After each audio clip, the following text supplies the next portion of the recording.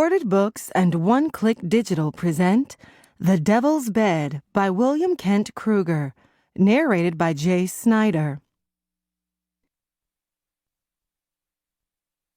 La Cama del Diablo.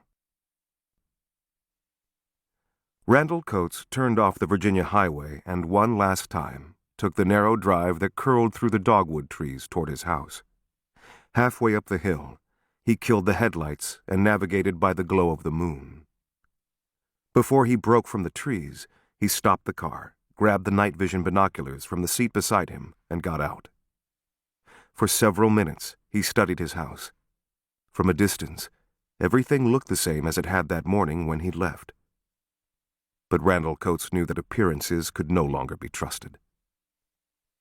Keeping to the trees, he circled, reconnoitering the whole of his property.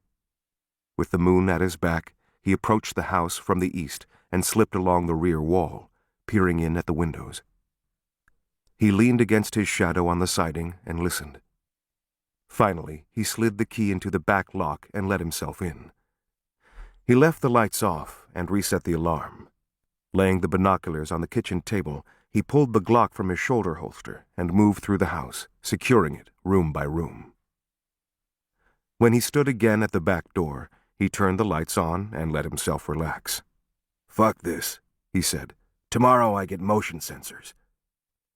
He retrieved his car, then strolled the lazy curve of flagstones toward his front door. One last time, he paused on the porch steps to study the night sky. The pale yellow eye that was the moon, one last time, studied him right back. Inside, he shrugged off his jacket, but he continued to wear the shoulder holster and the 9mm that were underneath. The jacket he hung in the hallway closet.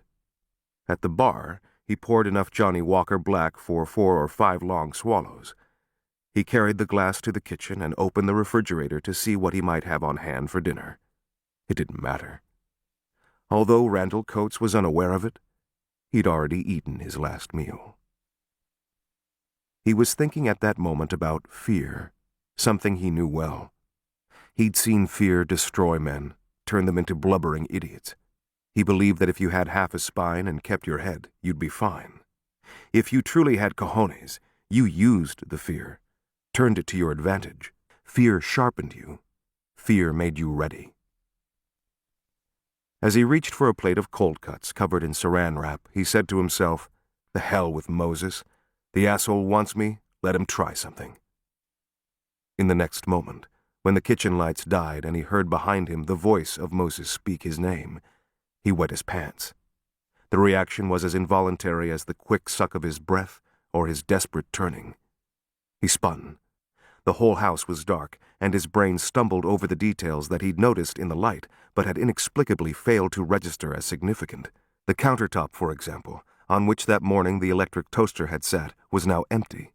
Or the faint, out-of-place odor in the kitchen, an oily smell that reminded him of a garage.